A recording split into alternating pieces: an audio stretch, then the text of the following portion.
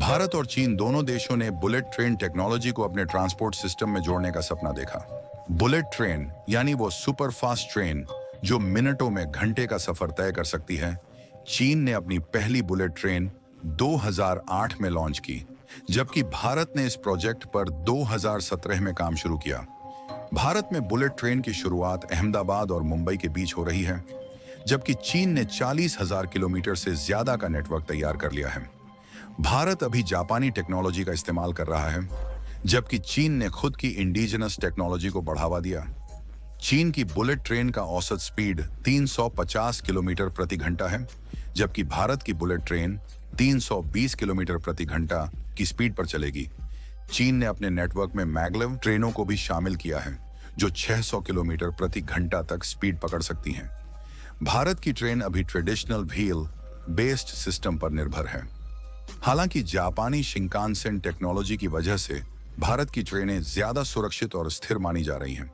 Speed के मामले में चीन आगे है, लेकिन भारत इसे धीरे धीरे बेहतर बनाने पर फोकस कर रहा है।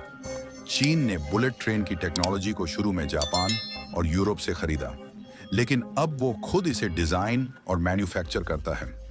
चीन ने ट्रेन निर्माण में आत्मनिर्भरता हासिल कर ली है। भारत ने जापान के साथ साझेदारी की है और 508 किलोमीटर के कॉरिडोर को शिंकानसेन टेक्नोलॉजी से बना रहा है। जापानी ट्रेनें अपनी सेफ्टी और टिकाऊपन के लिए मशहूर हैं। भारत ने इसीलिए इन्हें चुना। दूसरी तरफ चीन ने अपनी जरूरतों के हिसाब से टेक्नोलॉजी को कस्टमाइज किया और हाई वॉल्यूम ट्रैफिक को ध्यान में रखकर डिजाइन किया। भारत की बुलेट ट्रेन का कुल प्रोजेक्ट खर्च लगभग 1.1 लाख करोड़ रुपए है, जिसमें 81% फंडिंग जापान से लो इंटरेस्ट लोन के रूप में मिली है। चीन ने अपने शुरुआती प्रोजेक्ट्स में भारी निवेश किया, लेकिन अब ये प्रोजेक्ट मुनाफा कमा रहे हैं। चीन ने अपनी बुलेट ट्रेनों का विस्तार तेजी से किया, जिससे लागत भी कम हुई। भारत अभी शुरुआती दौर में है, इसीलिए इसे जापानी मदद की जरूरत पड़ी। फंडिंग मॉडल अलग होने के कारण दोनों देशों की अप्रोच में बड़ा अंतर है। चीन ने अपने रेलवे नेटवर्क को तेजी से डेवलप किया और 15 सालों में दुनिया का सबसे बड़ा हाई स्पीड नेटवर्क बना लिया। वहीं भारत का रेलवे सिस्टम अभी अपग्रेड हो रहा है। भारत में ट्रेन के ट्रैक अलग बनाए जा रहे हैं, जबकि चीन में इनका नेटवर्क मिक्स्ड है। चीन ने अपने बुलेट ट्रेन ट्रैक्स को ज्यादातर फ्लैट और स्टेबल इलाकों में बनाया, जबकि भारत में पहाड़ी और घने इलाकों के कारण ये चुनौतीपूर्ण है। इंफ्रास्ट्रक्चर की वजह से भारत को ज्यादा वक्त और लागत लग रही है। चीन की बुलेट ट्रेन के लिए बड़े पैमाने पर प्राकृतिक इलाकों को नुकसान पहुंचाया गया। वहीं भारत इस प्रोजेक्ट में पर्यावरण के प्रति ज्यादा सजग है। जापानी मॉडल की वजह से भारत का फोकस इको फ्रेंडली डेवलपमेंट पर है। चीन ने बड़े बांध और टनल बनाकर अपने प्रोजेक्ट्स को पूरा किया। भारत ने भी टनल और पुल्स पर काम शुरू किया है, लेकिन साथ ही इको सेंसिटिव इलाकों में निर्माण को संतुलित रखने की कोशिश कर रहा है। चीन की बुलेट ट्रेनें हर रोज लाखों यात्रियों को सफर कराती हैं और इनकी सीटिंग से लेकर ऑनबोर्ड सर्विस तक सब कुछ हाई क्लास है।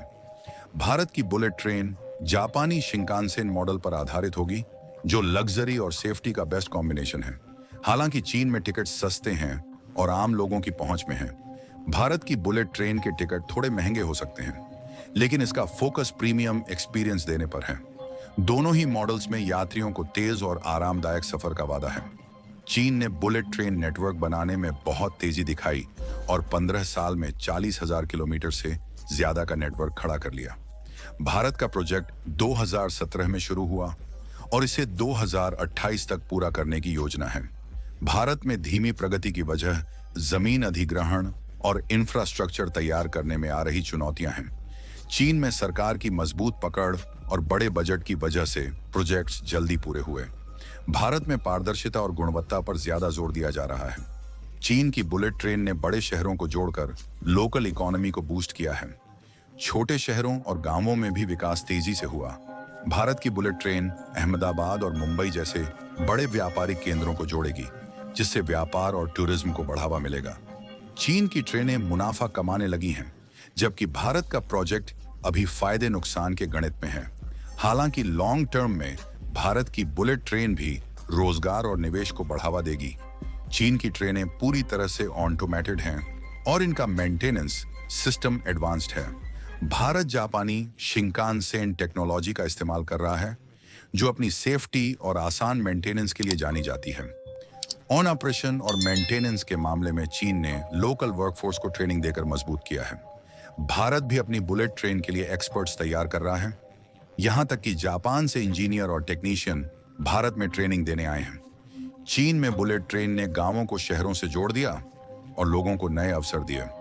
भारत में भी यही उम्मीद है कि बुलेट ट्रेन छोटे शहरों और गांवों के युवाओं को बड़े शहरों से जोड़ने में मदद करेगी।